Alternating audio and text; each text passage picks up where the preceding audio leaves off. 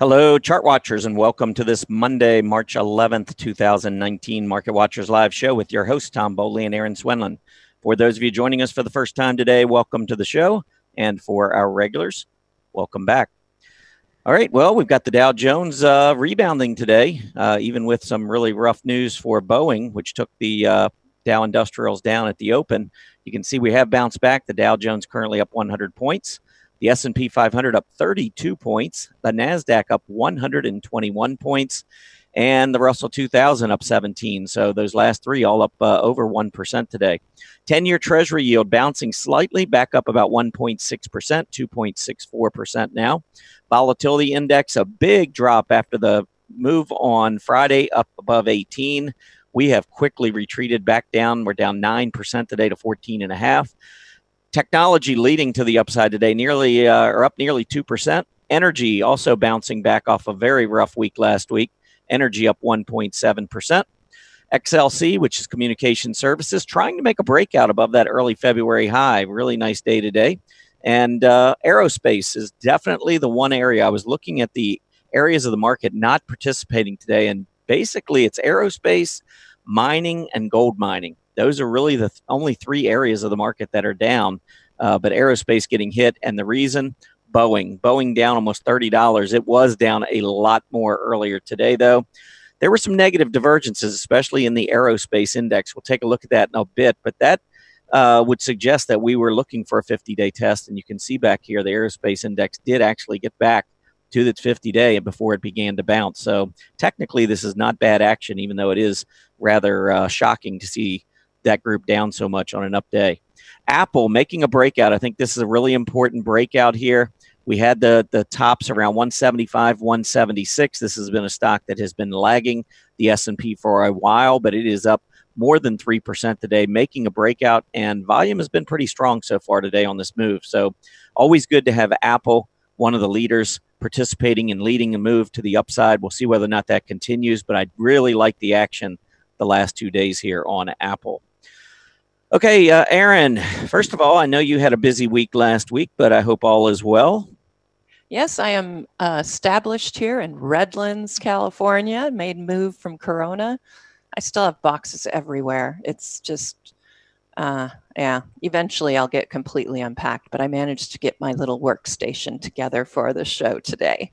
Well, I know, you were disappointed with the weather, the cold weather and the rain and blah, blah, blah, but you didn't have to go and move. I know. I'll tell you, house hunting was in the rain, like almost the whole time. It never rains here. It's just crazy. It still is. We might actually hit 70, though, on Friday. It'll be the first time we've seen 70 degrees in weeks. It's so strange. I can't believe I'm in Southern California right now. They owe it all to you, your move. That's it. That's it. the global weather pattern. That's right. I'm all powerful as far as the weather here in Southern California. I'm also in another kind of an SC, not Southern California, but South Carolina. And we've had similar nastiness. I mean, it's just been a cold, wet, rainy. I don't know. I haven't looked back to see what the averages are since December, but I got to believe we are so far above average in rainfall. It has been crazy. I'm actually going to try this afternoon to get out on the golf course for the first time since December. Wow. Yep. I haven't been on a golf course since I was down in Florida over the Christmas holidays. That's a long time for you to go without being on a golf course. It is. So you're going to brave the soggy greens out there. Well, my therapist said it would be a good idea. Okay. Upcoming schedule. I have a workshop tomorrow. I've decided to do it on the Dow 30. We'll go through all of the Dow 30 stocks. I'll probably have to do a Mary Ellen impression to get all the way through, but we will do it. Linda Raschke is going to be here Wednesday. Can't wait to talk to her. And then what's hot, what's not, of course, on Friday with Mary Ellen. So it looks like a great week ahead. But today, what are we going to do? Well, we're going to start off after the technical news with Monday setups, and then the earnings spotlight will follow that. 10 and 10, our first symbol is going to be Southwest Airlines, SAVE, S-A-V-E. and I can tell you they had an upgrade today. Sentiment update will follow. I'll finish the program, let you know what everybody's feeling and where the money is going. And that's pretty much it. So let's go ahead and get started with our technical news and headlines. All right, let's start off with the economic reports that came out. There were a couple this morning. You can see on your screen. January retail sales bounced back a little bit. The headline number rising 0.2% versus the expected 0.1%.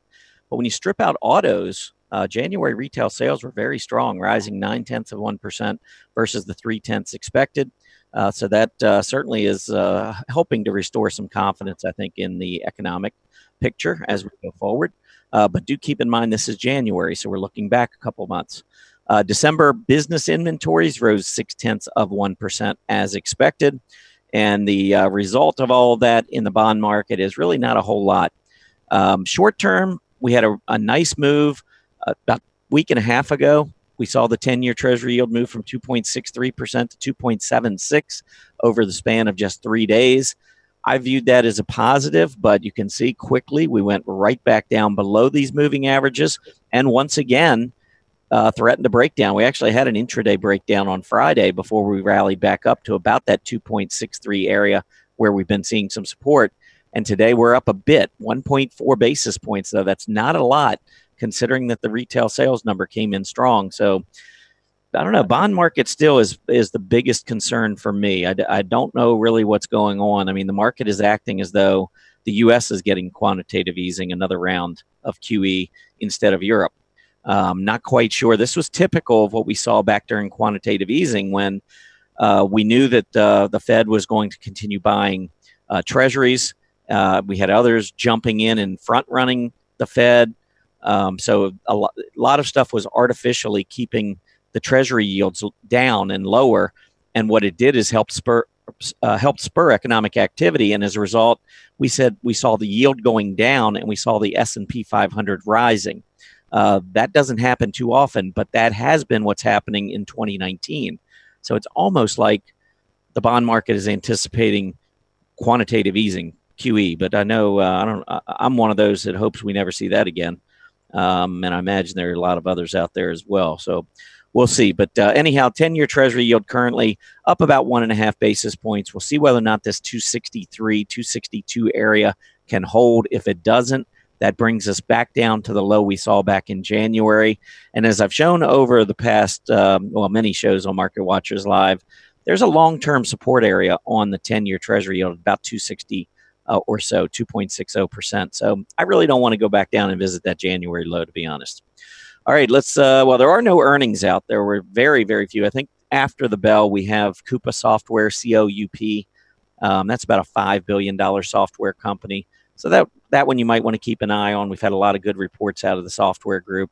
So after the bell, that's something maybe to consider.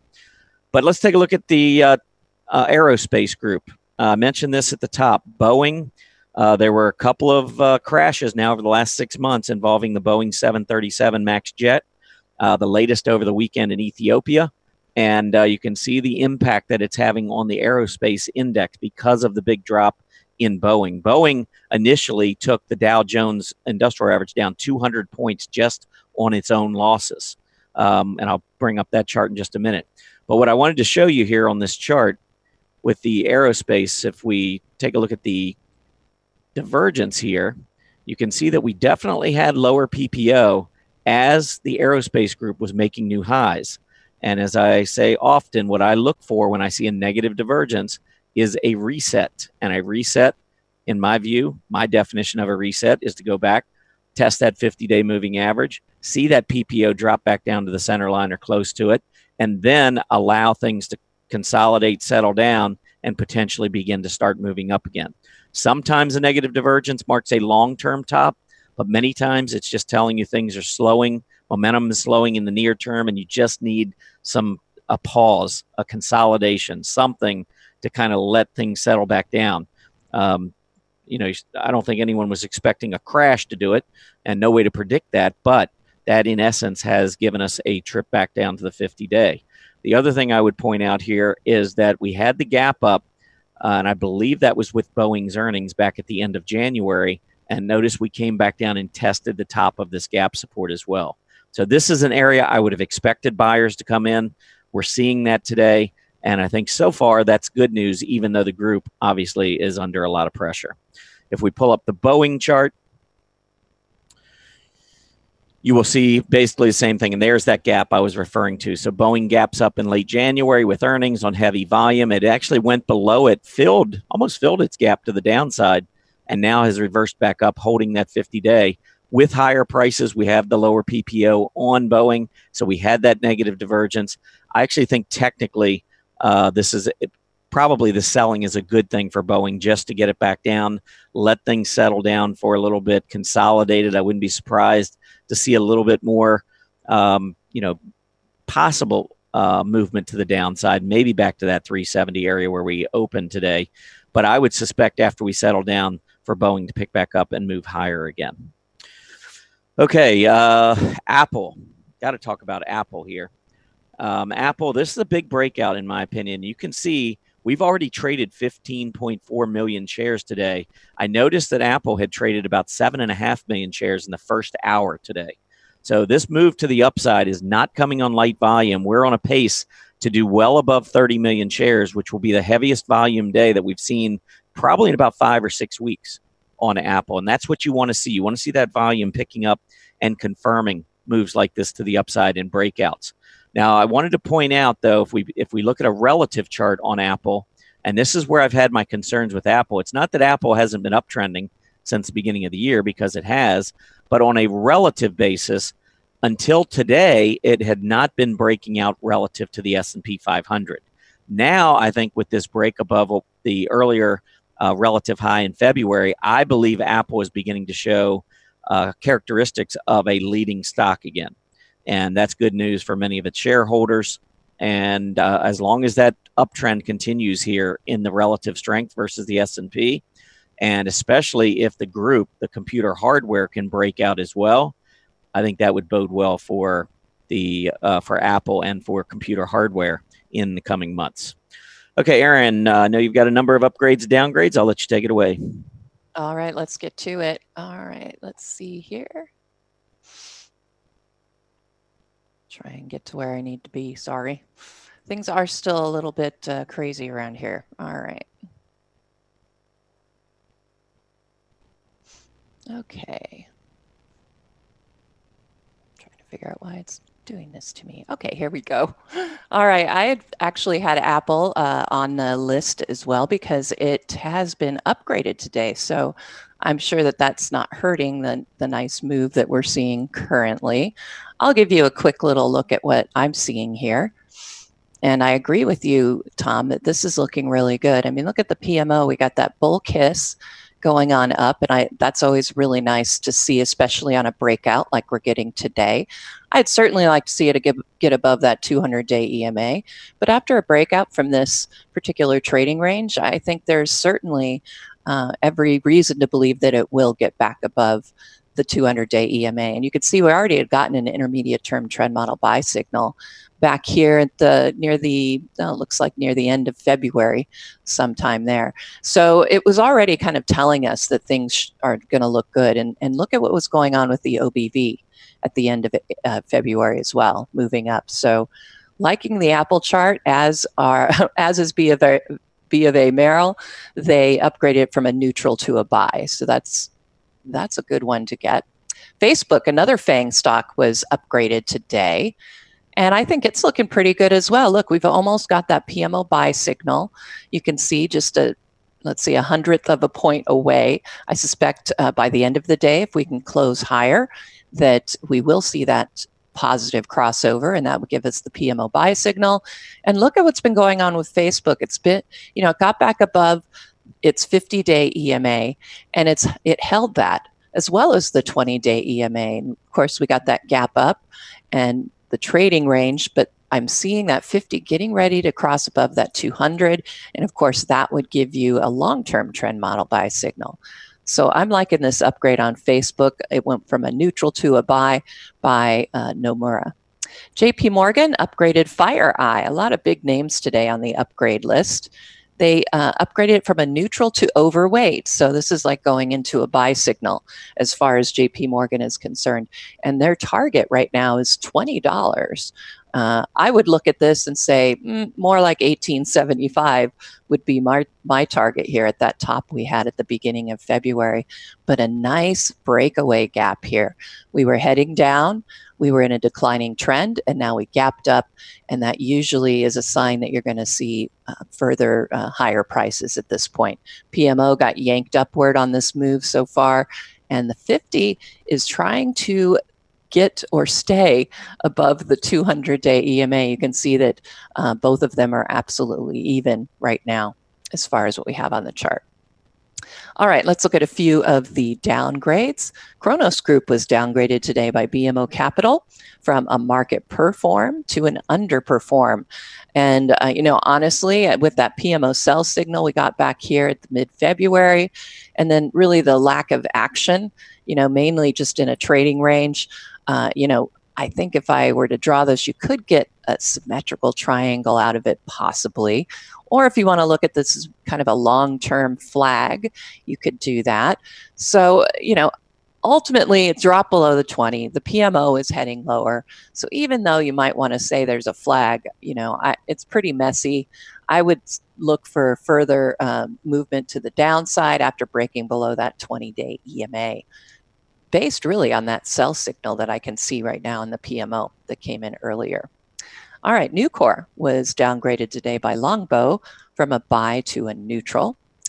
PMO sell signal was already on track. Look at this OBV. We had prices moving mostly sideways, but look at what was going on with the OBV, heading lower tops all the way from all in February, really. We had lower tops, the major tops here moving lower. And of course, the scooter is even, trailing down as well. So we got a gap yesterday. We could be forming a little bit of an island, but when you see everything lined up the way it is with the 50-day EMA starting to turn down before it could even get above the 200, I'm not liking this one. I would expect to see more downside on Nucor. All right, next one up is Oracle. Like I said, a lot of big names today, and I actually had to turn down a couple of these charts. So PMO sell signal was already in play. It's always interesting when we look at these downgrades, and you can see that a lot of the decision point signals, especially those shorter term PMOs, really are giving you the warning that you need beginning of March. That we were already having problems. And I suspect we will see a breakdown below that 20. It is holding it currently, but I just don't like the way this PMO is reacting. I'd expect a little bit more downside, maybe only to the $51 range. I don't think it needs that much to pull back, but I would want to see this PMO get a little less overbought. So that is all I had for the upgrades and downgrades. And here you can see, like I said, a bunch of big names in here. Nutanix, Encana, Ultra Clean, Southwest Airlines, AutoZone, all of those were upgraded, Entergy. And as far as our downgrades, Nucor, Orion Engineering, and New York Community Bank. So interesting one. Oh, and Weyerhaeuser was also upgraded today. So that's all I have. I suspect it's time to move on to our Monday setups. And I have to admit today that I wasn't particularly thrilled with the setups that I came up with today. I didn't see anything that was all that great, but of course we do our particular segment. So I'm presenting a couple, and I will give you my pick for the week as well. So there you can see what we had last week. We'll take a look at those charts real quick. So let's see, OMC was mine. And hopefully we're going to see something nice because I haven't paid attention to it. Well, not so nice. Looks like, well, let's see if this is, yeah, I lost some percentage points here. Not the best pick, but honestly, right now, I think it's just hard. The market is still unsure. I just haven't seen any really good options out there, but clearly I didn't do so well, Tom. And what was yours again? I missed that. On that one, the OMC, I think part of the problem was media agencies hit some overhead resistance. I mean, it went up and tried to get through October, November highs, couldn't get there, and last week kind of pulled back, but did reverse the last 2 days on Friday, big reversal on Friday, and is up today. So I think that's kind of what the pattern of your OMC is doing. It kind of pulled back with the overall group and now starting to turn back up with it. But it did hold recent lows, so it's just kind of consolidating in my view. Yeah. My stock was Workday, which had a really good week. It did bounce off of the 50-day moving average. I think it was 176 last Monday, and now it's at 185. So, yeah, that one had a really good week. Probably about 5.5, maybe 6%. I don't know, something like that. Yeah. Well, that's a winner. I definitely will hand the trophy over to you this week. Yeah, I would watch that 20-day moving average though, because it did go down below the 20 on heavy volume. If you got in at that point, I would be watching. If you get a big reversal here and a failure on the 20, you might take it and just see what happens, take the profit and run. But if it goes back down below that prior low, if it were to close below 175, that would really bother me to the downside. Otherwise, I would expect just consolidation and a return trip to 200 in time. All righty. So only as good as our latest picks, right? So let's see. Like I said, I really am kind of about a lot of these. So this one's actually my pick. So I'm going to look at the others first. Preferred apartment communities. And some of these are very low volume, and it's really a matter of the scan that I use. The general PMO scan will bring up some of the lower volume stocks, but it's low for today. It looks, the average isn't too bad. It's still pretty low stock, but I liked the setup right now here for the PMO. You can see a recent break above the 20-day EMA. You've got the 50 just about to cross above the 200, so that'll get us back in line with a long-term trend model buy signal. And the 5 just did have that crossover over the 20-day EMA. So I think this one looks pretty good. But honestly, the EMAs have been kind of what I call braiding back and forth. And, it's really hard to get an idea of what's going to happen here, because you keep getting crossovers when this happens. And so it's a little bit hard to decipher at times. So I think with this PMO moving to the upside above the zero line, like it turned at bottom just above it, I think this one's still a pretty good pick. I would be looking for, a move to at least challenge that 1625 area. So I think this one looks okay. And you can see that the rising bottoms on the OBV, that's a good sign as well. So let's go ahead and look at the next one. Schwab U.S. Aggregate Bond Fund. Like I said, we pulled out some interesting ones today on scans. This one I really like because you have the PMO bottom, of course, and it's moving up toward that crossover. OBV volume looking really strong. I mean, look at all of that positive volume on this move to the upside. We actually broke out on Friday. That would have been the better time to get in on this one, I think. But at the same time, it has pulled back from the intraday high, and it is pretty much at the same level that it was on Friday. So I think, getting that little pullback, there might be some opportunity to see it move higher off of the 5-day EMA. So that one I thought looked decent. Like I said, all of these I can't get just overly excited about. We have the PMO turning back up. It is below zero currently, but we might get that crossover soon, which is what I like to see. It's been in this consolidation zone here, and we're finally getting up just to hit. You can see in the thumbnail better. We just got over today. We broke out above that, the tops that you can see over here, where it couldn't get above the 50-day EMA, and today it moved itself above both the 20 and the 50. And of course, it's lining up nicely with a PMO buy signal. And you can see that OBV is also moving in the right direction. So I like this one. And actually, maybe I might switch my pick because that one looks pretty good. All right. And then an investment grade corporate bond. So a lot of bond funds here. You can see that the PMO is trying to turn up here, which is good. We got a breakout recently over here from Thursday, but it's kind of made its run as far as a short-term pick goes for me. I think that getting a move, we got the breakout. I'd like to see a pullback to the breakout point a little bit more, maybe back to 54.15, and then maybe get back in. But the PMO is looking pretty good here. Hey, Erin, I got a question for you on that chart. Sure. And that is, I mean, I know one of the things I always look at are these negative divergences. And when you look at a stock like this, it hasn't shown a top. You don't know for sure if it's topping just yet, but it has broken out to a new high with a lower PMO. So Yeah. how do you account for that, or what do you do? Do you not worry about it until it shows more of a sign of topping in price? Well, the PMO is great for your divergences, just like the MACD can be. Looking at this, honestly, you could maybe make a case for some support down here, but it's a broadening pattern, and that I don't like broadening patterns because they, obviously you're pushing volatility a little bit higher. The PMO is really flat on the move up, agreed, which is one of the reasons it's not my pick.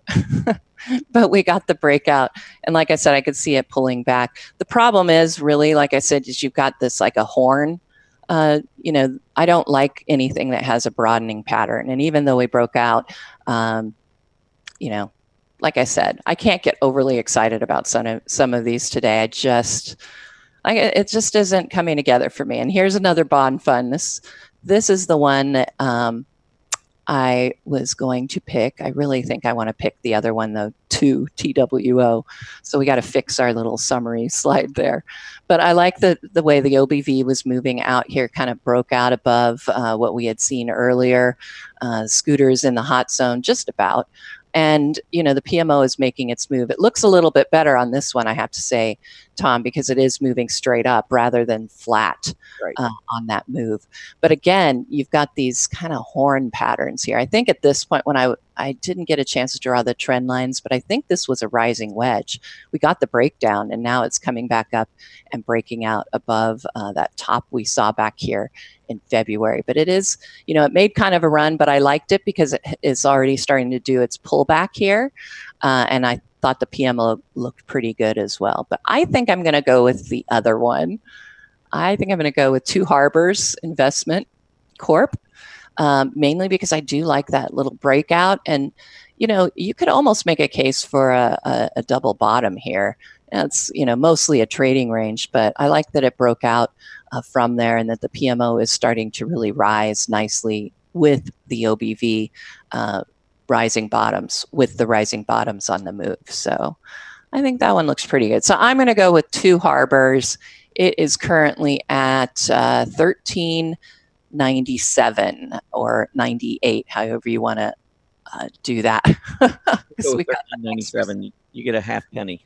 All right, I'll take the half penny. Yeah, I just brought the divergence up because I know sometimes when I'm looking at stocks and they're getting a breakout, that's the one thing that gives me a little bit of heartache, is seeing a stock breaking out and having a lower PPO, or in your case, PMO, MACD, whatever. But when you get those negative divergences, I've bought stocks before with a negative divergence, and then it goes down the 50-day or whatever and pulls back, and I'm sitting there, I'm scratching my head. I'm like, okay, why did you do this again? Knew that there was a negative divergence, and you still, yes, and it's a lesson I continue to learn. I paid a lot for that piece of tuition. There you go. I mean, the PMO on this one, it's flat and everything, but it's still at a pretty nice level above the zero line. And the OBV is moving up. So a lot of times when you get a flat PMO on the rise too, it can be not such a bad thing because it gives it more room to move to the upside. It doesn't get too overbought too quickly. So that's one thing to consider as well. But like I said, I wasn't really thrilled with much out there as far as the picks. And I was surprised because I figured we'd have some pullbacks out there with the market having moved lower, but not so much. All right. We'll go on, and I'm going to go ahead and start with NSP, which is going to be my pick. Let me get the exact price. And I should have stuck with the other price. It's going up 122.89. So we'll go ahead and go with that. It was actually just a little bit below the 20-day earlier.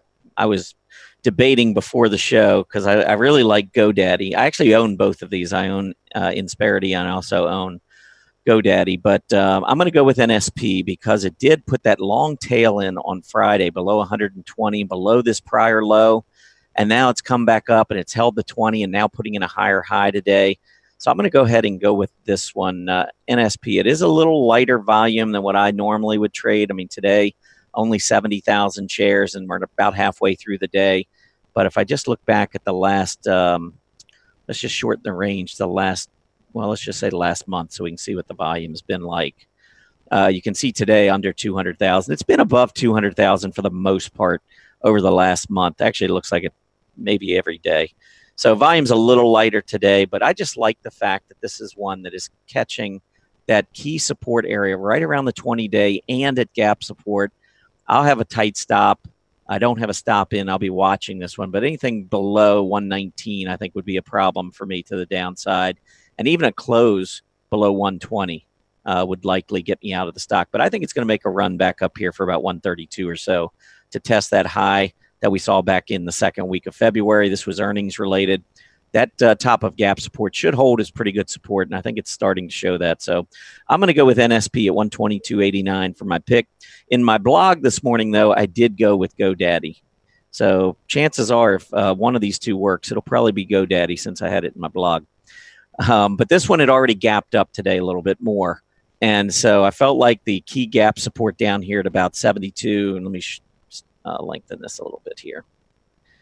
But that gap support has been tested all the way down here at about 72 and change. We did that on Friday, reversed nicely to the upside, and now making a move up, hopefully reversing this downtrend. So I really like GoDaddy as well.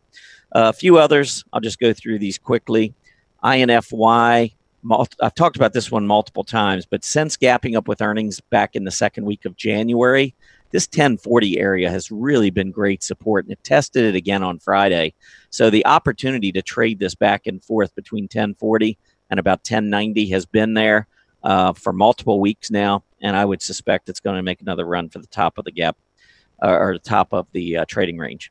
CRNT, I really like this false breakdown on Friday. It is below the 20-day, so I'd like to see it get back up and above. Now, you can see the stock sold off after earnings, but their earnings were actually strong.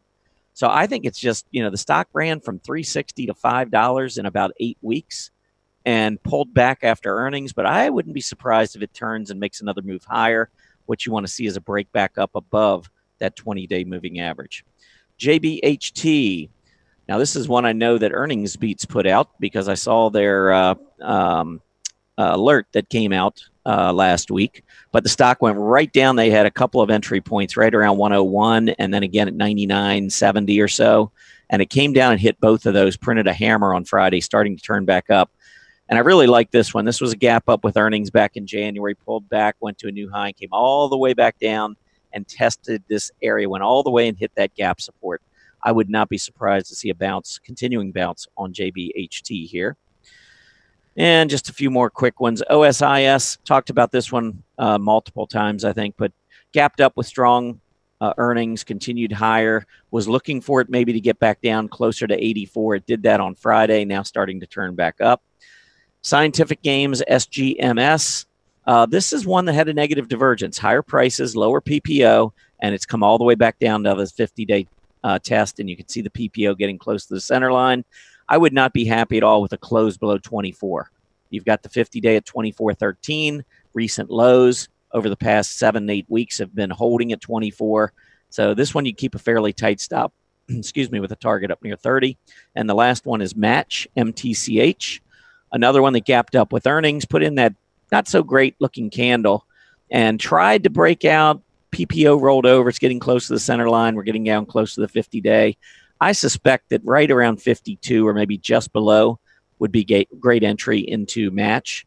Got right down close to it on Friday, starting to turn back to the upside. But I see this one in a range between about $51.75 and maybe up close to $60. So closer it gets down to that 51.5, 52 area, the better I like it.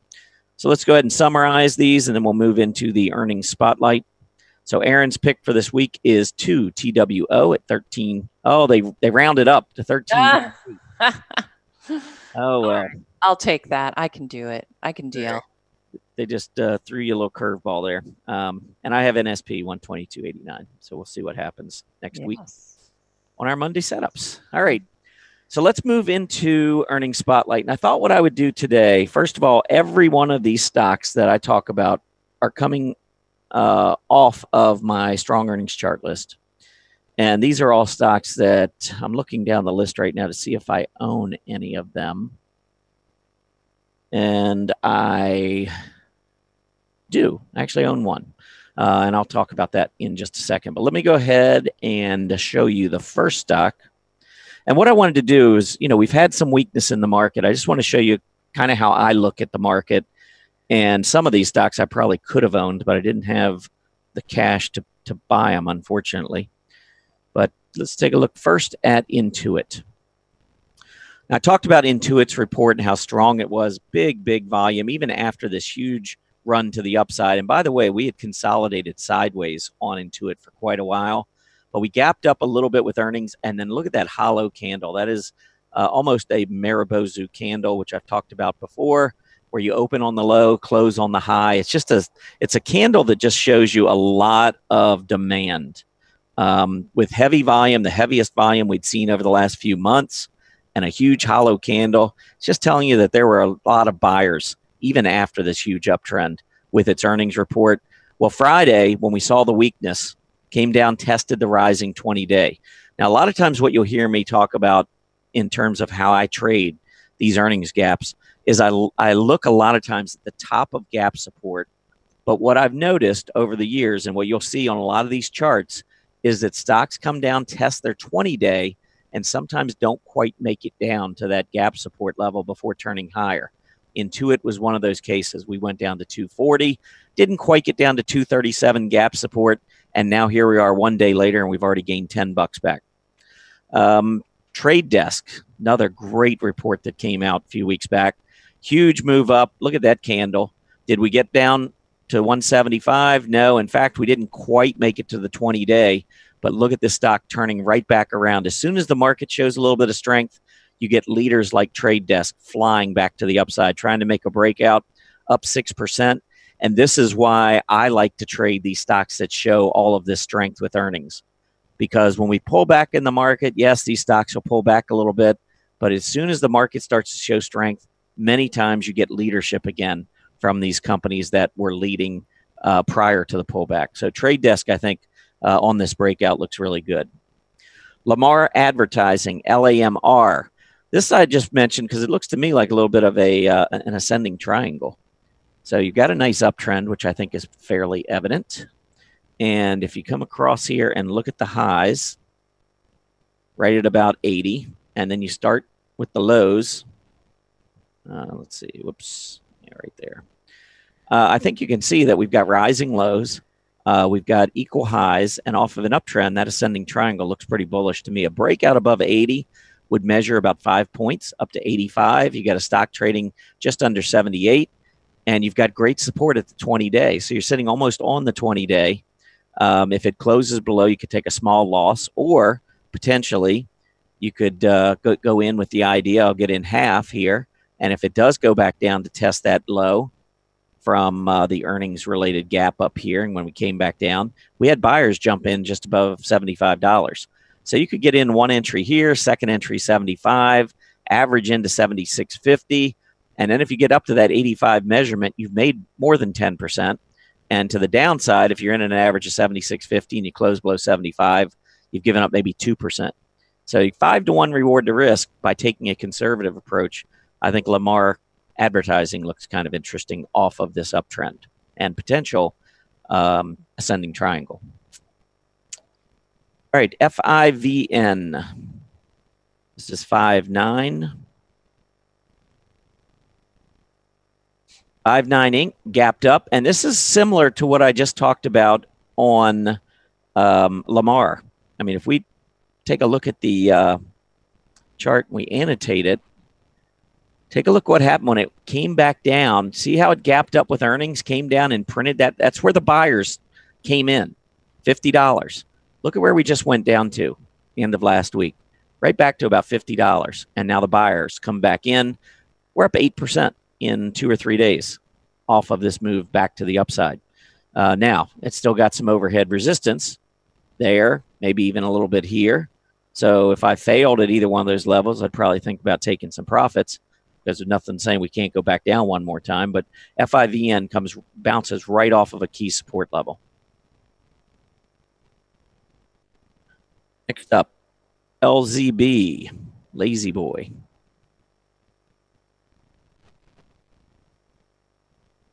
Big gap up. Here was the earnings. Gaps up 33 and a quarter. That's your support. Got all the way up 36 and change. We went through a pullback for about 7 or 8 trading days. Where'd we go back down to? 33 and the 20-day moving average just now starting to turn up. So when you get these stocks, I know it's tempting to jump in, but I think when you wait, show patience, allow these stocks to come back down to key support levels, maybe get rid of all of the folks that bought at the top. They're very weak hands. They're chasing momentum. Over the next 7 or 8 days, this is very frustrating if you're buying at $36. So you get frustrated. You think it's the worst stock ever invented, and you get out. And then, of course, it starts to turn back to the upside again. That's unfortunately just the way the market works. So I like to use that weakness to my advantage. Trex. Well, move up, lost the 20, go all the way back down, test that $70 area, test the 50-day moving average, and now we're starting to bounce back off of it. Look at the PPO resetting near the center line. I would suspect that the low that we saw on Friday is going to be an important low now going forward. Zebra Technologies, ZBRA, love the stock. Here was a beautiful gap up. Now, about a week ago, we came down. We didn't quite get to the 20-day, but you can see, again, the weakness never got close to the top of this gap support. Here's your sideways consolidation. Big volume on the gap up with earnings, kept going higher, and now here we are trying to make another breakout. Now, this one on the false breakout, you can see the PPO is weakening. If it does have a false breakout, you might have another chance, maybe back to here in the upper 190s. That would then test the rising 20-day as well as a lot of these recent lows. So there's still potentially an opportunity ahead here on Zebra. MRO, one of the few energy stocks that I'm liking. I mentioned last week, I won't annotate it, but I had a line coming across here. And on Friday, I said, if we could close back up above that line, I think MRO is one energy stock I could maybe get behind. It's up slightly today, 1.5%, but it did hold that low. I think a close below the 50-day moving average and or $16 is something I would watch really closely. But as long as it holds above, this is one energy stock I think that's been holding its own of late. Arista Networks, ANET, test of the 20-day moving average, didn't get down to the top of gap support. But these are the things that you should be thinking about, in my opinion, if you're a momentum trader. Getting these stocks that have been outperforming when they pull back the 20-day moving average. If you're concerned that it's going to go through the 20-day, you can always have 2 entries. You don't have to commit all your capital at one entry. So you could do 266, and if it gets to 260, you get the rest of it. In this case, you'd have half of it bouncing back up. IRWD, Ironwood Pharmaceuticals. Another one with the PPO rolling over as it was trying to make a breakout. We've gotten back down near the center line, though, holding on to support near the 50-day moving average and $13, now trying to turn higher. RNG, this was one of the better looking earnings reports, but if you recall, when I get this right here, this black candle, this is different than when you gap up and you keep moving higher after the gap. In this case, we gapped up, but sellers were able to get control after the gap up. That tells me probably going to see some more selling ahead, and that's what we've done. We've been consolidating. Doesn't change the fact, though, that Ring Central produced great quarterly results, has been in an uptrend, and this sideways consolidation, in my opinion, really begins to set up opportunities. I'm going to stretch this out because I do believe that there was a key price support that got tested Friday. So there are a lot of different considerations on these pullbacks. You've got the 20-day. You've got gap support. Now, in this case, again, when I see that black candle on big volume, that's telling me that there's more sellers than buyers from that opening gap. And so I'd look for more selling. But here was an area that we had kind of gotten up to right around 97.5 back in September. We did it again in February, and then we broke out just prior to earnings. Notice we come back down and got within probably 50 cents of that, from 110 all the way back down to 98, within 50 cents of that 97.50 support, and now starting to turn back up. Okay, JCOM. JCOM is J2 Global Communications, 20-day test. Here's your big volume gap. Continue moving up, pull back, hit the 20-day. Nice recovery, starting to turn back to the upside. IAC, probably about 6 or 7 more here. We'll try to get through these quickly. Interactive Corp, beautiful move up, failed to hold this 20-day, but where's gap support? Right at about 207. Friday's move, 207 to the downside, starting to turn back up. This is an area, I'm going to say 205 because you got the 50-day there. You've also got some tails down here. So I think 205 is going to be very, very important support on IAC on any continuing pullback. But this was a stock 3 weeks ago that was 222. So move down to 205, 206 with a possible move of 17, 18 points to the upside and only having to give maybe a couple to the downside. That's the type of reward to risk I want to look for. TDC, this is Teradata. Beautiful move up, negative divergence. We tested the 20. This is the kind of stock that I'd be nervous about getting in on the 20-day. And if it did fail to hold the 20, I would make no excuses for it because of the negative divergence. We've had a huge run. This might consolidate for a while. We could see a move back down to test that 45 area. So I could buy the 20-day, but this is one I'd have a very tight stop on. EMUS, T-Mobile. This is the one I own that I talked about earlier. It did come all the way back down to price support. I would have liked to have seen it hold the 20-day moving average, to be honest. But this one is starting to turn back up. It did hit a low of 70 last week. I guess that would have been Wednesday of last week, starting to turn back up. I think it's going to make another run for 74. UBNT, 20-day test. Here's your move up. PPO really strong. You pull back, first test of the 20, bouncing right off of it. So from 136, and some of these, when you go below the 20-day moving average, it's sometimes best to wait. And as soon as it comes back up above the 20-day, you could buy it and then put a stop in intraday below that low that day. So you could keep a really tight stop if you're nervous about the overall market. 3 more, HBI. Hanes Brands. This one I mentioned, and it was below the 20-day when I listed it on here to talk about. This is one that I would watch because if this is exactly what I just talked about, it's below the 20-day. So if it now goes back up above the 20-day, it's likely that this could be a short-term bottom. I don't think I would buy it just yet because if it does fail, who knows? I mean, we could go all the way back down to the top of this gap support, which would be 16.5. I don't want to hold it down to there. That would be, 6% down on the stock, maybe 7%. But if this were to reverse back up and close back up over the 20-day, I could get in, keep my intraday stop below today's low of 1770, probably no more than about 2.5%. MSI, Motorola Solutions. Look at that hammer. False breakdown on Friday, coming back up above the 20. Look at the move back to the upside.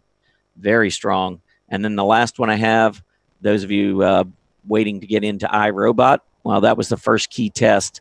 Not only did it hit the 20-day, but I think also pretty close to a key price support area.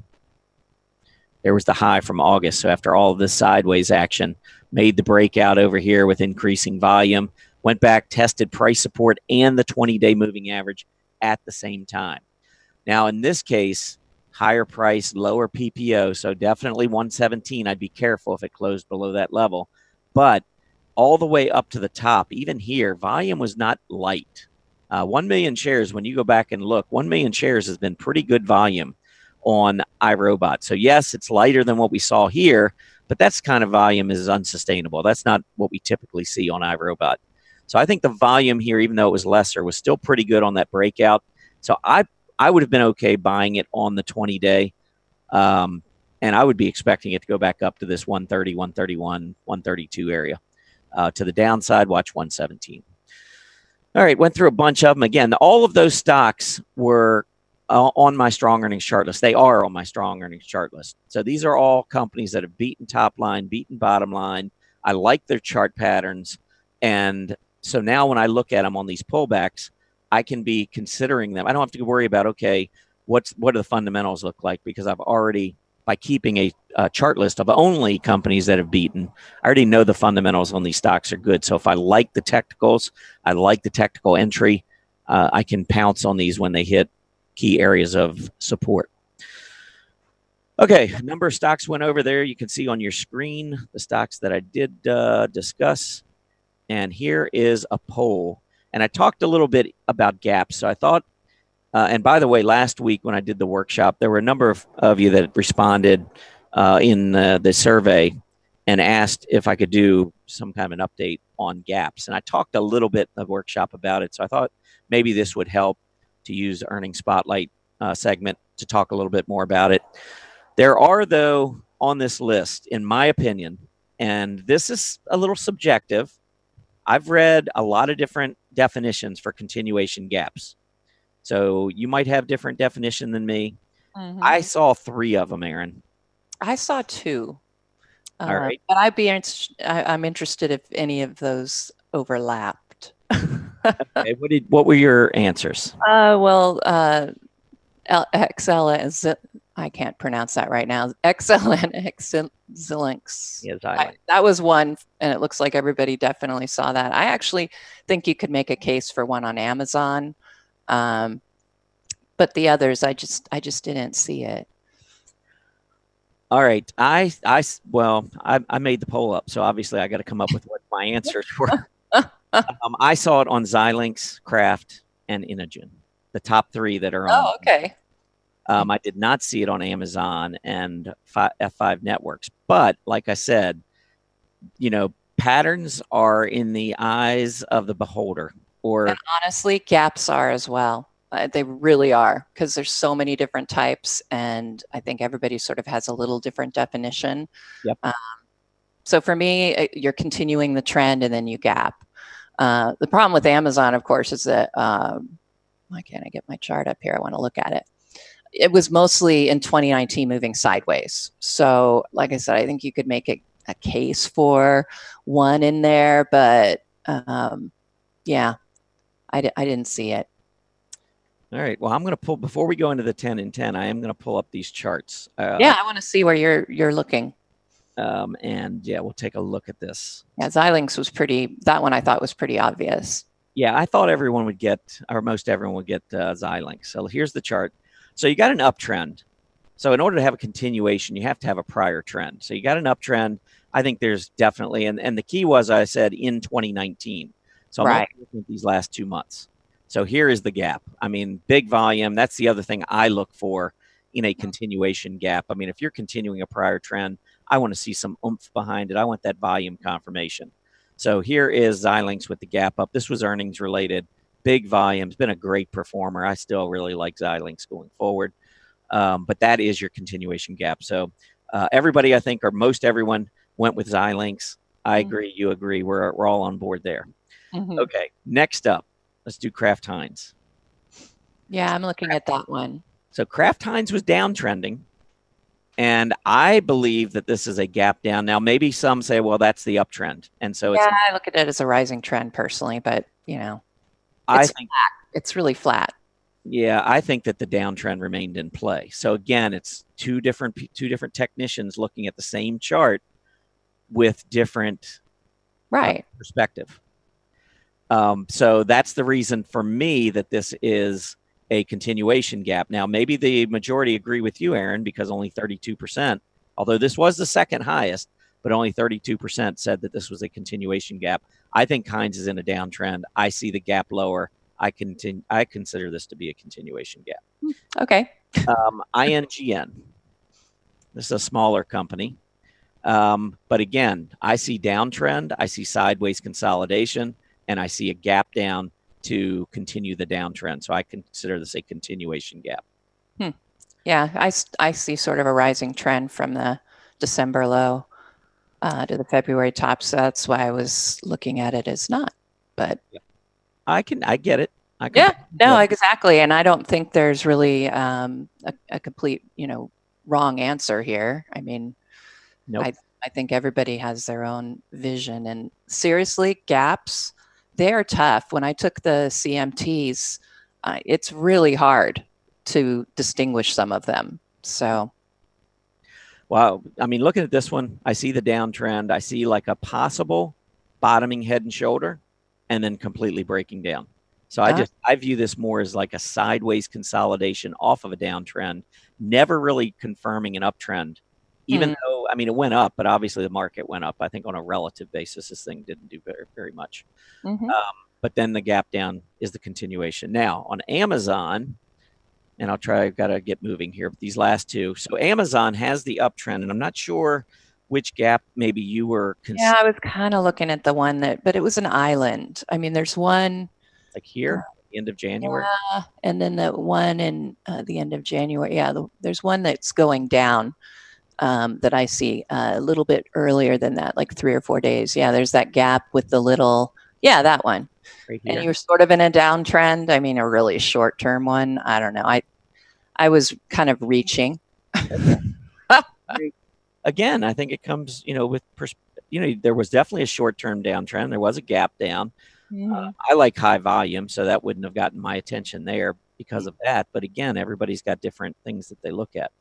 And then Yeah. I'll do the last one, which was F5 networks. And this was the bottom one, only 13% saw a continuation gap to the downside or a continuation gap either direction. I see a downtrend personally, so I would be looking for a break of that prior low with a gap. And I mean, I do see a gap here to the downside with that red hollow candle with heavy volume, but we didn't break down. So I don't think that's continuing the downtrend yet. And it Hmm. still hasn't. So that's why for me, it's not a continuation gap. Yeah, it looked like it might have gotten ready to be a breakaway there, but it never really just didn't happen. It Mm-hmm. just kept going up. It didn't change that little short term trend at all. Yep. All right. Anyway, that was fun. Why don't you go ahead and you have the RRGs? I definitely have the RRG. Right. Here we go. All right. So, we had some outliers, but I wanted to move in a little bit.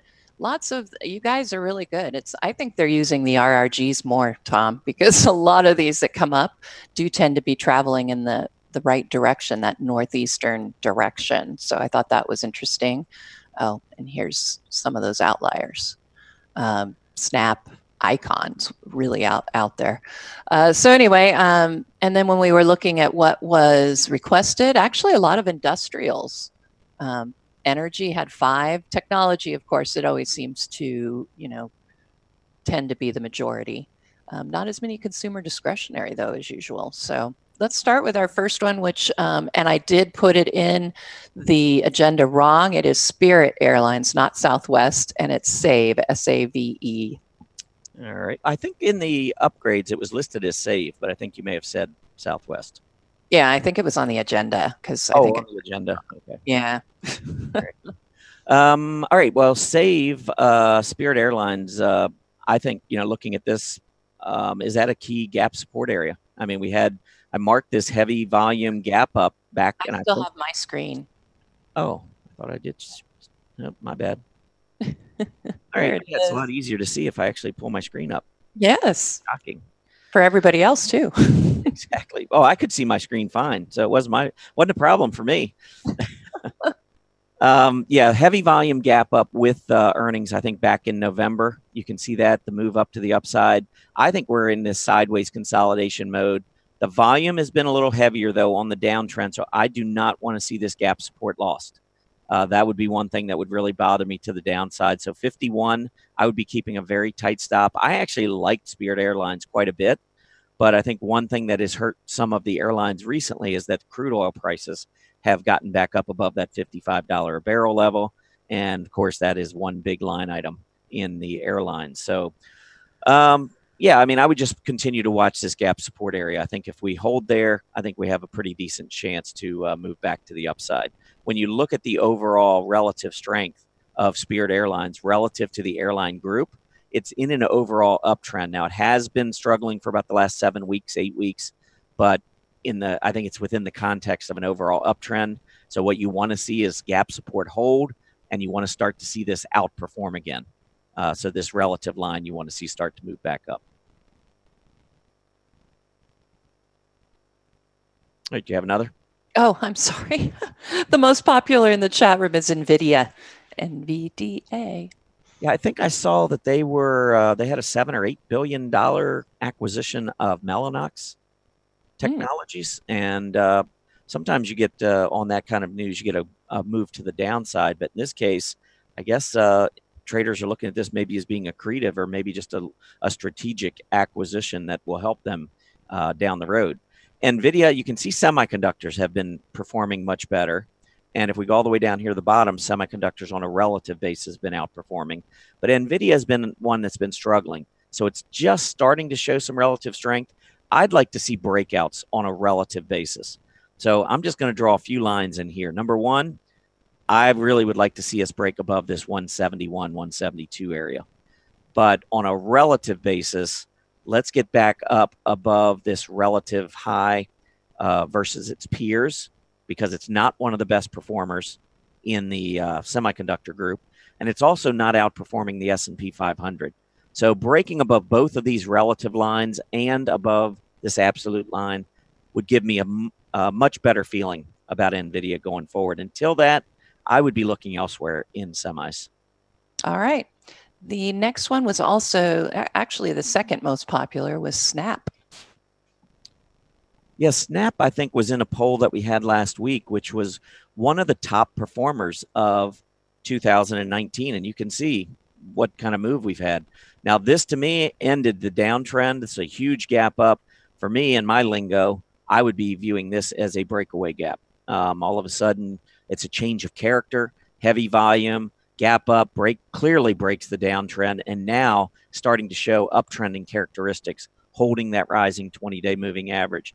It's also in a group that is showing much better strength on an absolute basis and on a relative basis.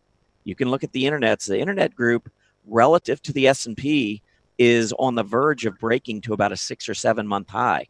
This isn't anything to just kind of, brush aside. I think this is a pretty important development because internet stocks, when they move, they tend to move very fast, and getting in on the leaders, I think, makes a lot of sense. Now, the breakout, there was a little overhead congestion at about 9.25, you can see here. And then finally we broke out. Look at the volume pickup. Thursday and Friday, we came down, tested that level of support along with the 20-day moving average, and we're bouncing out of that, or off of that support area. I like Snap. I think it's starting to show some really good characteristics here. I wouldn't be jumping in now because it's right up against or getting close to being up against key resistance. I'd wait to either see that breakout with volume returning or another pullback down closer to about 9.25. All right, next one up is DWDP, Dow DuPont. Yeah, a number of these stocks, these industrials, are starting to make a move to the upside. This one's still got some overhead work to do, and you can see on a relative basis. Actually, I guess technically this is in the material space. But this is a stock that relative to its peers has been under pressure, but it's beginning to show some relative strength. Let me go ahead and show you the level that I would be watching closely. Right at about 56.75 or so. This is where we gapped down, heavy volume. This was earnings related. Buyers stepped in. We got to about 56.75, and then the selling kicked in. And we have not been able to get back through that level. Now, we've got multiple levels to deal with, but the first one, in my opinion, is around 56.75. I think there's going to be a huge one up at $60. You can see that serving as support back in 2018. And so far, the last 5 or 6 months, we have not been able to get back above that 60 level. So a couple of key resistance levels to watch to the upside. All right.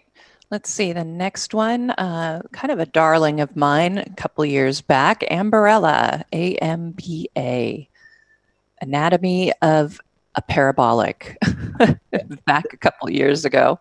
This is starting to show some great signs. I really like these black candles off of uptrends when you go back and you hit gap support and rising 20-day moving averages. This is kind of a classic for me. I don't like to chase because the problem is when they gap up at 9:30 in the morning, you don't know which way it's going to go. And whether it's a hollow candle or a black candle makes a huge difference to me. So you got this black candle. We fell from what, 44 and change back to 42 during that trading session. But that was an indication that we would likely continue to sell. Next 2 days, we went all the way back down, tested the 20-day moving average and gap support. And now today it's up 5.8%. So when you get these gap ups with earnings, put them in your chart list, wait for them to come back to you. This was a great entry point on Amberella. Again, I don't have this one. After the way the markets rebounded from Friday, I mean, I'm kicking myself on all kinds of different stocks. But like I said earlier, I had a lot invested and I really just didn't have the cash available. And some of the others like, Workday and are doing their part. But I like Amberella. I think this is one that certainly looks like it wants to go higher. And 44 and a quarter to 44 and a half is going to be your next key area of resistance. All right, let's see. The next one, Monster Beverages, our only consumer staple. Love it. I like it right here on the 20-day. I think this is one that if you're a little nervous, maybe you have a couple of entry points. But I would draw you lines where I like it. I think there was a breakout above the top in December on the gap. We've come back down, tested that along with the 20-day moving average. And then I think you've got gap support that comes in at about 58.75. Those are two areas I could enter into Monster with an eye on resistance up at 66, maybe keeping a fairly tight stop, close below 58. But I think entry 60 down to 58.75 would give you a great reward to risk entry into a trade here. All right. Next one is from the energy space, Hess Corp, HES. All right. Well, not a big fan of energy in general. I talked a little bit about Marathon Oil. I mean, this has been a nice little recovery here following the group. But again, when you look at the relative strength, I mean, we're on the verge of possibly breaking to about an 8-week relative low versus its peers. Not really what I'm looking for, especially in an overall weak group. If I'm going to buy an energy stock, I want a leader, or at least something that is beginning to show leadership characteristics. A lot of support coming in at 60, a lot of resistance recently at 60. I don't know. I think the range for now is probably in this 50 to 60 area, but because on a relative basis, it hasn't been a great performer, I would pass. All right. How about Shopify? Love it. I'll pull it up in 1 second, but I love this stock.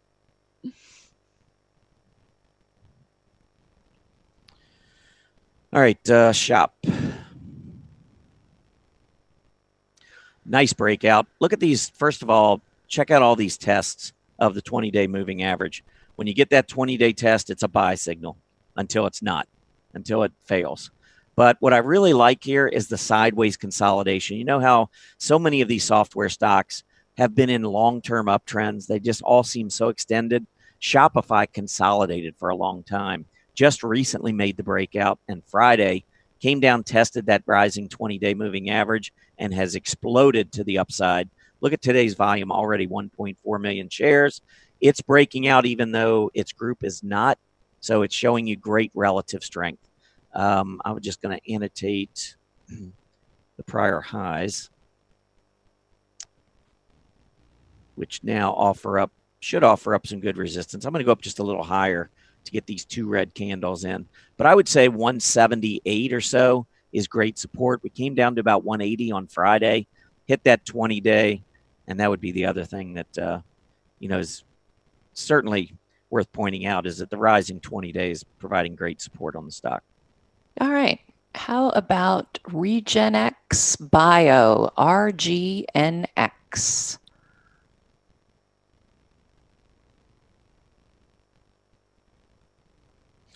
All right, RGNX, potentially a breakaway gap, downtrend, gap up, heavy volume. That looks like a change in character. And so far holding on, looking at these relative strength. The biotechs bother me, but this is a stock that's showing strength relative to the S&P and to its peers. So this one does have my attention a little bit because now it looks like it maybe has reversed its downtrend. Best test is going to be that rising 20-day and gap support. I would even go down to the prior, this low, because you can see that prior high marked resistance. We tested it, bounced right back off of it. So I think you're in a range right now between about 49.61. But I think the closer you get to the 20-day, the more I really like the stock. I don't know if you go back down to that 49 area, but you might get a 20-day test. That's what I'd look for. Okay. And our last one is a consumer discretionary gambling, Caesars Entertainment, CZR. All right. Yeah, I ran a little late this time. Sorry about that. No worries. Yeah, I think going through that poll probably set us back a little bit, but that's all right. I think that was an interesting segment. Yes, it was. All right. Recent low on Caesar, you can see came down just above the 50-day to hit about 835, 840. We're bouncing right off of that level today. And look at the volume coming in.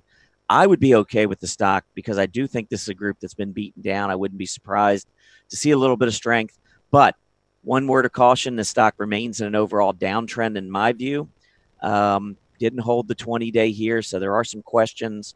Close below 830, and I'd be on the sidelines. Otherwise, I would expect it maybe to make another run for 9 first. And if it can get through, I think 980 could be in the cards.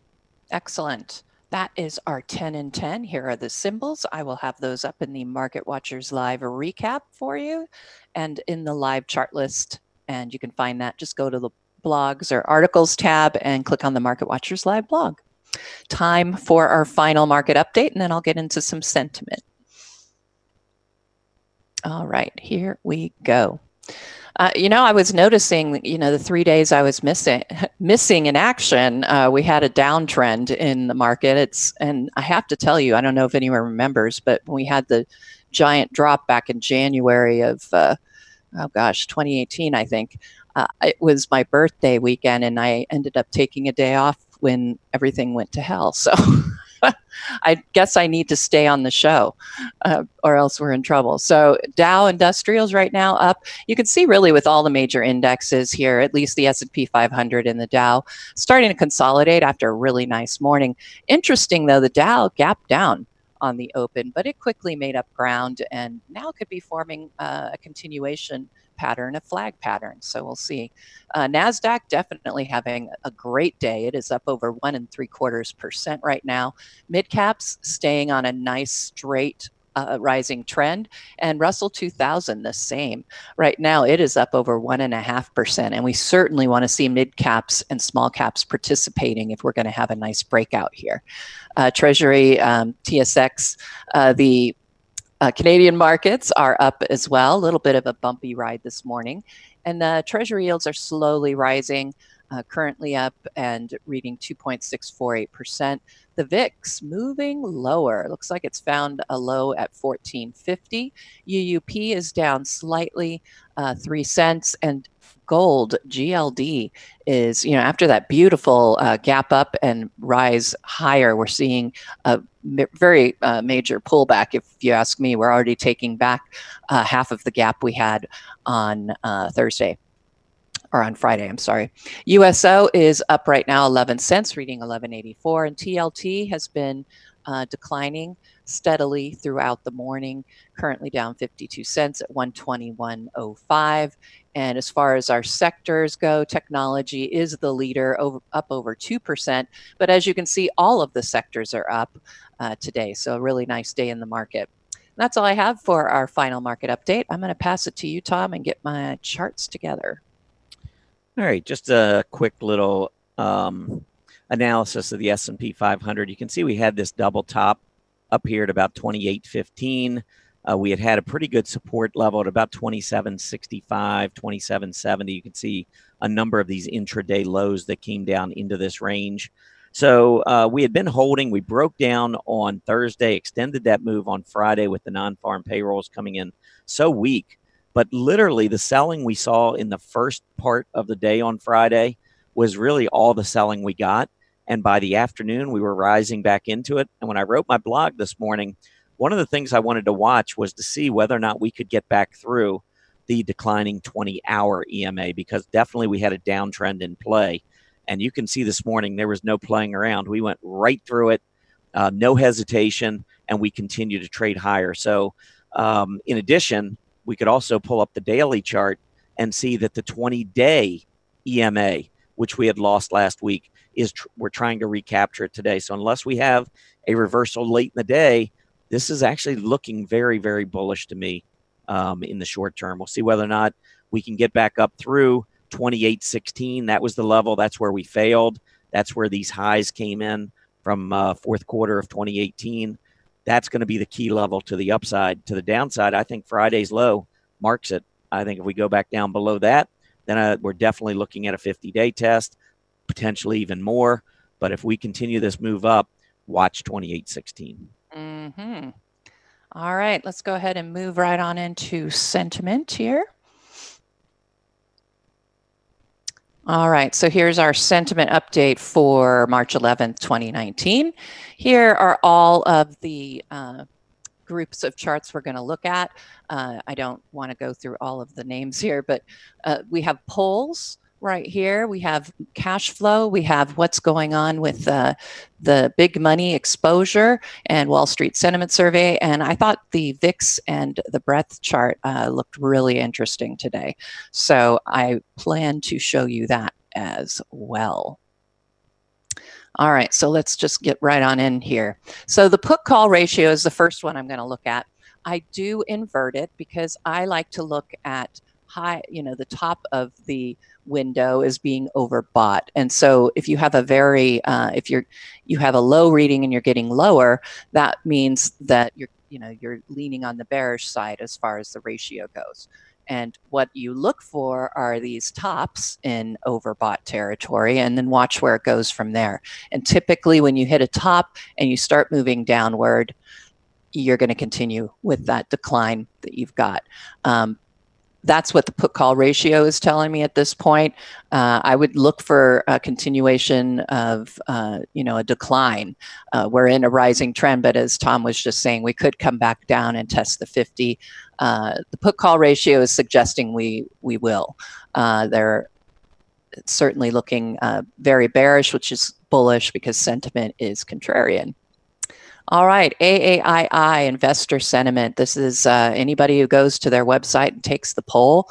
And we definitely got a climactic reading last week, over 2 for the bull-bear ratio. And that means that everybody is particularly bullish. And when people get very bullish, that is considered bearish. So actually, I thought I had updated the date on this. So let's look again. Yes. All right, so we had that at 2. It looks like we have pulled back, but we're still elevated as far as the bull-bear ratio goes. And when I look and see the preponderance of bulls to the bears, but also if you add it up, trying to figure out where neutral lies. And currently there's still probably about 40% out there, a little less than 40% that are neutral, that basically couldn't make up their minds. So, I would look at this still as very bullish sentiment, and that, of course, is bearish for the market. All right, the name exposure index. Now, this is the National Association of Active Investment Managers, and they report how exposed they are to the market. And I did update this, but I didn't save it. There we go. What we're seeing right now is a decline in exposure. And when the big guys start pulling back their exposure, that means they're starting to be more bearish. But as you can see, we're still in elevated space as far as exposure goes. We're not at climactic highs here like we've seen previously, but we are still rather elevated. But we see that name is moving lower at this point, but I would say it's still somewhat elevated, and meaning that it's more, I would read this as somewhat bullish because we are seeing a pullback on that exposure. All right, Wall Street Sentiment Survey. These are the market timers, and Mark Young of wallstreetsentiment.com, he's the one who gathers this information. Market timers are given a poll to take. And at the end of the week, basically saying, are you a bull or a bear for next week? Do you think the market's going to close higher or lower? And as you can see, I was actually pretty surprised by the chart with the readings from last Friday, because we do have definitely a preponderance of bulls right now. And honestly, when you look at this, there aren't that many people right now that are neutral. Really, people have picked a side, and they have picked the bullish side. I, of course, was looking bearish continuation, so I came in as a bear. And, you know, honestly, when you see a bull-bear ratio that is this high, that definitely would suggest a decline would continue into the week. But of course, first of this week, we already know Monday we're having a really good day on the market. But you know, market timers can be correct, of course. So sometimes you will see, notice here, everybody was quite bullish, and we did get a continuation. So, but overall, when I see an elevated bull-bear ratio like that, that to me is bearish in the short term. Okay, and let's move on to the Ridex ratio. Ridex used to manage the group of the funds. Guggenheim has now taken it over, but since we called it the Ridex ratio, we continue to keep the name. And basically, they follow, Guggenheim reports the assets in all of the Ridex bear funds, you know, how many assets are there, and they report how many are in money markets and how many assets are in the bull and sector funds. And what we do is we follow along with, you know, those readings of how many assets there are, and we can tell, as far as money goes, what people are actually doing versus what they say in a poll. So I think this chart is just critical to look at sentiment every week. And, you know, this time it was sort of interesting when I looked at it, because, you know, we had flat assets movement in the bear funds, but we definitely saw a decline in the money market funds, and they're continuing in that declining trend. And actually, we saw a little bit of a pullback from the bull and sector funds, which I found rather interesting. So, you know, money is you know, mostly flat, moving down slightly, but it's not moving into the bear funds. And we're not really seeing that big of an increase in the bull funds. So really, when I look at this chart, as well as the ratio sitting pretty much in the middle of its zone, I have to read the Ridex ratio is mostly neutral right now. Next up, let us look at, let's see, gold sentiment. And we track gold sentiment by giving the readings for the Sprott Physical Gold Trust premium and discount rates.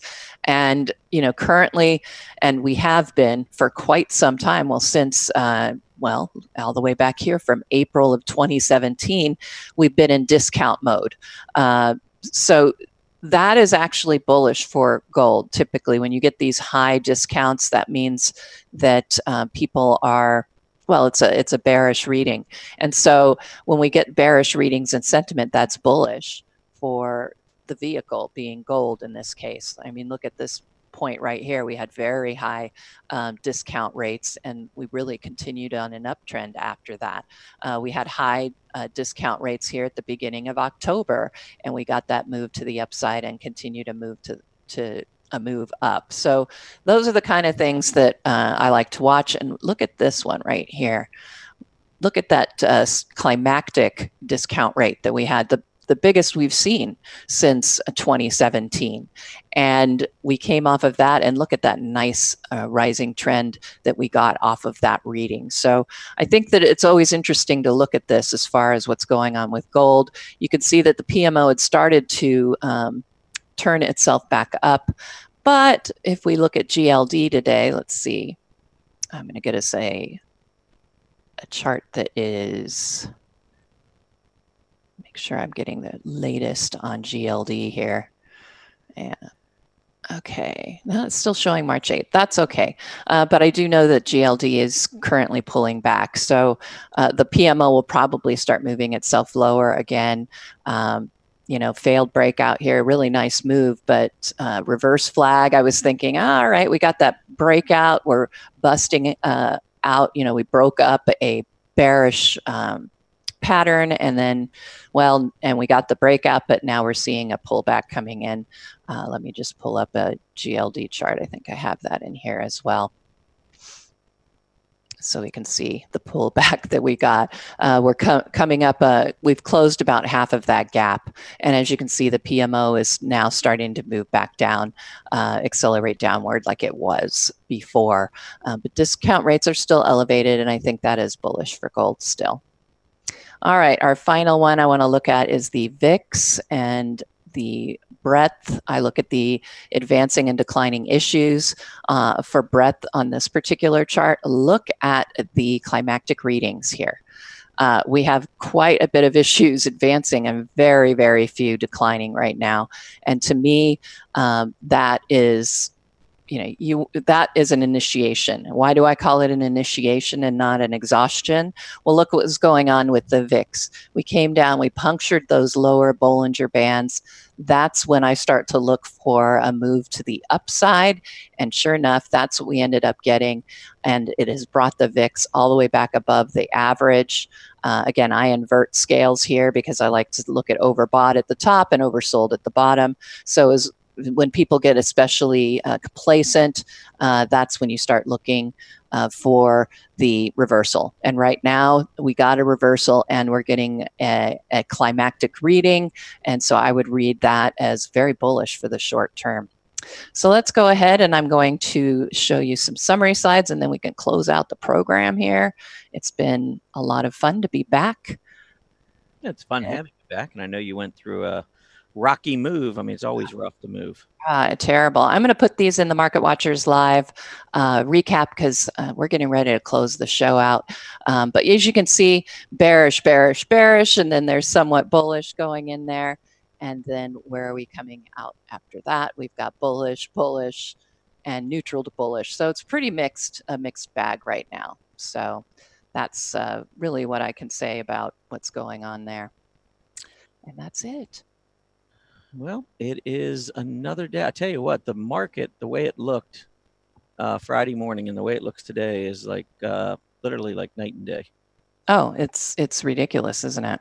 Yep, it has been. It's crazy. I mean, the Dow, even with the Boeing news, down 200 futures. Now it's up 144. I mean, there are definitely buyers out there for sure.